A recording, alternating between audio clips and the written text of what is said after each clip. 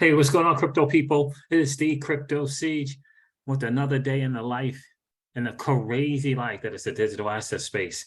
Holy freaking moly, the market is doing what the market does. What's going on with the market right now?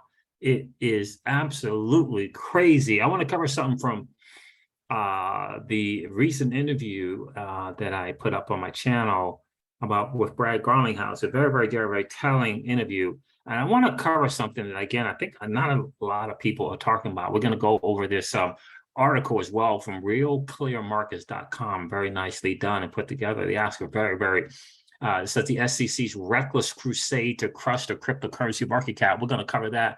We're going to go over a bit or two from this interview with Brad Garlinghouse. Again, genius in motion. We'll go over the market as well. Let me refresh that for us, because the market is doing what the market does. But very telling and damning article against the SEC from Real Clear Markets. We're going to cover that. We're going to cover John Deaton and just kind of laying it down for each and every one of us to understand, that this is not a slam dunk case in the SEC versus Ripple for Ripple. It's not a slam dunk, but case, and I think we really need to kind of brace for impact. I still believe settlement is right around the corner. So in any case, guys, this is your XRP Ripple daily news in around 0 to 10 minutes. So let's check out the market real quick. The total cryptocurrency market cap is at 976 billion, not a great number. The Bitcoin dominance is at 37.6%. Bitcoin is trading at $19,180. Ethereum is trading at $1,329. And XRP is trading at 47 cents, down a little bit. Still up 31% on the 7-day, which is very interesting. I'm going to go share this article here. Then we're going to listen to Brad Garlinghouse. We're going to go over the article, check out some John Deaton tweets, and then listen to this video interview with Brad Garlinghouse, really pointing out the real deal. Because I'm telling you guys, this is an interesting time in history in the digital asset space. Library case and the ruling on the library case we should hear this week. You know how that goes. But in any case, I do think that both parties, both Ripple and the SEC, are waiting for the library case, right? For positioning, if you will, for the settlement, right? Settlement, in my opinion, is coming no matter what. I really do believe that. But however, there's always a case for the judge to ultimately come down with a summary judgment. And I think Ripple still bodes well, because I don't think a judge can point to an agency or the plaintiffs not bearing an allegiance to the law, and then kind of go on her own pontification about XRP is a security or not a security, or whatever it might be, right? I think she's going to go by the law, and the law is on Ripple's side in terms of investment contract. I really and truly do believe that. Let's go with this article here. It's just from Gerard Shemeka. Or is that an I or an L? I think that's an I. Shemeka. The SEC's reckless crusade to crush the cryptocurrency market cap. As frustrating and costly as never-ending meddling from Washington bureaucrats can be, light bulbs and plumbing are small potatoes compared to the mayhem that erupts when an agency jumps the median to rewrite the entire rule book for an industry to which it is at best a casual acquaintance. Just over a year ago, our organization sounded the sirens on a lawsuit by the Stone Age bureaucracy of the United States Securities and Exchange Commission against an American crypto company. Dropped the lawsuit by the Stone Age bureaucracy of the United States Securities and Exchange Commission against an American crypto company, Ripple Labs. In that time, an overwhelming consensus has emerged An overwhelming consensus has emerged among crypto industry leaders, analysts, and legal scholars that the SEC's lawsuit is not only absurd, but extremely dangerous. Imagine the reaction to a referee throwing a penalty flag on the field for a play that happened 30 minutes ago. There would certainly be a healthy mix of incredulity, I think that's how you pronounce that, and outrage. The strong view the official is irrationally and arbitrarily ruining the game. The SEC lawsuit against Ripple is just as irrational and arbitrary.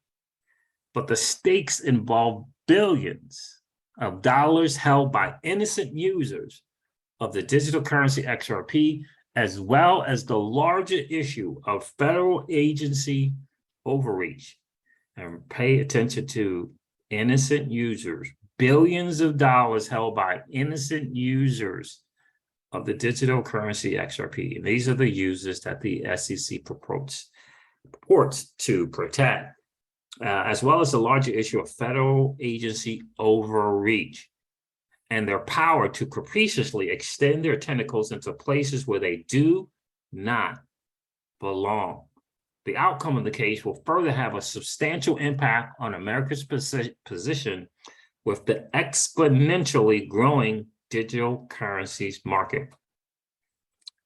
Nicely done. I mean, let me read this one more paragraph. The recklessness of the SEC's case against Ripple is simply astounding, not to mention unjust and void of due process.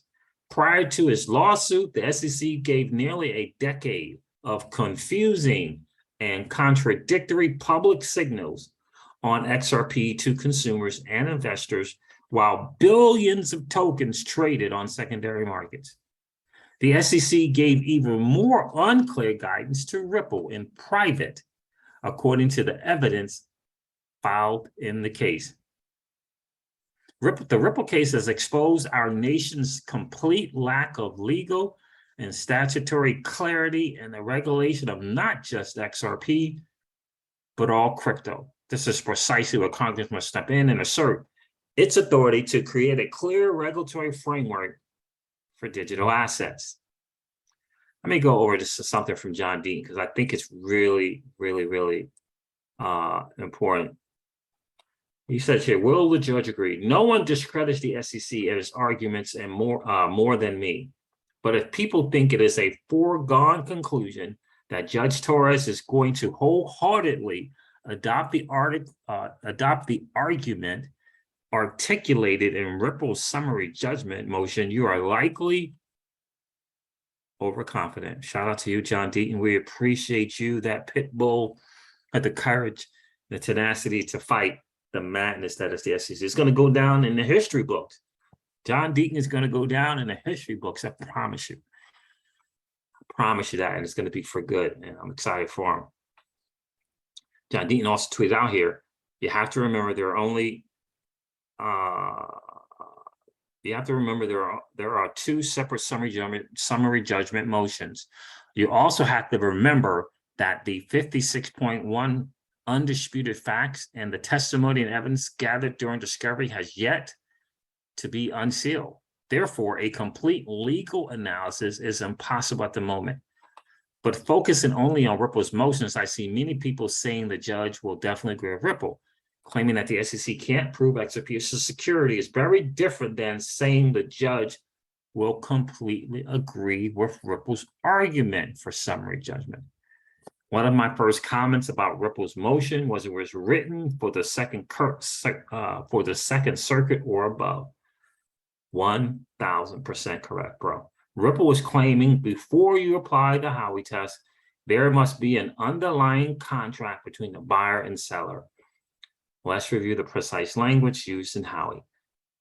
An investment contract for purposes of the Security Act means a contract, transaction, or scheme whereby a person invests his money in a common enterprise and is led to expect profits solely from the efforts of the promoter or a third party. The quote is from Howey itself. Thus, the SEC will argue the plain language of Howey. They will cite the cases that apply this plain language. The SEC will argue the law does not require an underlying contract. The plain language reads an investment contract, a contract, transaction, or scheme, emphasis on or. You can read the Howey here. Howey also says an investment contract thus came to mean a contract or scheme for the placing of capital or laying out of money in a way intended to secure income from profit from its employment. Right, and so this is a really great thread. In short, says John Deaton, since Howey, some cases focus on the or part of the test, a contract or scheme. The SEC will focus on providing a scheme, including XRP's creation, all of her efforts creating value for XRP, including creating a secondary market for XRP, all part of a scheme. I'm only telling you what the SEC is likely to claim. It doesn't mean I agree with it or that it will be successful. Sometimes when I articulate the SEC's argument, some people misinterpret. But in order for the judge to agree with Ripple's argument, she will have to agree that her well-respected colleague, Judge Castell, was wrong in the Telegram case because Judge Castell, in his decision, in part, focused on a scheme, even though, ironically, Telegram involved actual contracts. This is why I said Ripple's motion was written like an appellate brief to the Second Court or the Supreme Court. Ripple's motion focuses, as it should, on the Second Circuit because all of the Second Circuit court cases since Howey involved actual contracts. All of the Second Circuit cases since Howey involve actual contracts, according to Ripple's brief. It may be a tough sell to get Judge Torres to agree 100 on the underlying contract requirement and that the scheme only applies after you find a contract. I do think the motion is a winner with the current Supreme Court and maybe even the second. It's possible Judge Torres agrees with Ripple. Right, so it's a lot to go through there, but I do think it's really important to understand that they're preparing, Ripple is prepared for, whatever might come their way. And I think that's very smart on their case. And I do believe that Judge Torres is going to go by the law. I really do. I just don't think that she's going to kind of do a lot of, her view, her judgment. She's going to focus on case law. I really do believe that. So this is another thing from John Deaton. It says, outstanding thread here that every member of the Dems, Financial Committee, and Senate Banking Committee, this is the U.S. House Committee on Financial Services, Financial Committee and Senate Banking Committee members should read, quote unquote, well, the SEC has consistently engaged in what I like to call legal effery. Yep. Often changing this position, sometimes even in the same hearing. And this is from xlawyer.eth. Interesting stuff there. One more thing that I want to share. Ripple, just from Jeremy Hogan, Ripple argued that XRP is not a security because it has no post-sale obligation to purchasers. What was the post-sale obligation in Howey? In Howey, the defendant sold small plots of orange groves to investors, and that would have been fine if that's all that had been done. But he goes on here to say that there were other things that happened as well. But then after the purchase of the plots, the investors then turned around and entered into an optional 10-year lease service agreement contract with defendants' affiliates, allowing the affiliate to manage the grove as an entire unit and distribute profit back to investors. If that was pooling of money and management of grows as one unit, which was the pooling of money in the common enterprise we hear about in the Howard case, but it was the lease service agreement that was the post-sale obligation. So in any case, it got to all the attorneys, Hogan, you got Deaton, sharing some love and some knowledge, helping us to all level up in the case. I think Ripple has the best team that money could buy, and they're prepared for all outcomes. I do think a settlement is imminent. Again, I think it really is going to depend on the library case in terms of positioning. Take a listen to Brad Garlinghouse in this interview, and when he talks about Celsius, 3 Hours Capital, Voyager, and the SEC. Three arrows, and it's almost as though these bankruptcy judges and then your judge in this lawsuit are going to be deciding and setting precedent for the industry more broadly. What are your thoughts on the Southern District of New York, that legal jurisdiction, becoming such a big voice in terms of crypto regulation going forward? Well, I'll go back to what I said earlier. It's somewhat unfortunate we're relying on the courts to provide the clarity that we have government agencies who should be doing that work, whether it's the legislature or through rulemaking. There's a rulemaking process that, and to me, that's the hard work that we should have been doing. That frankly, other leading economies like the UK, you mentioned Switzerland and Singapore earlier. That's the kind of work we should be doing. I also will say, I don't know a lot of the specifics in some of those cases, but isn't it interesting we are spending so much energy from the SEC to pursue a case about whether XRP is a security when we have like actual frauds occurring underneath their noses, actual bad actions that the SEC wasn't spending time on. And I think that's just really unfortunate and indicative of, look, if the SEC steps back and takes stock of their mission to protect investors, one of their missions, and I think they've kind of lost sight of what is their role here and how are they adding value and really creating a better environment, a more successful environment, more efficient environment for the U.S. to be competitive in these technologies. 1,000%, right? Isn't it interesting that they're spending, tax dollars, tens of millions of dollars in tax-paying money to bring this case against Ripple? Ripple, the American company, which has a real digital asset providing real value to an economy, right?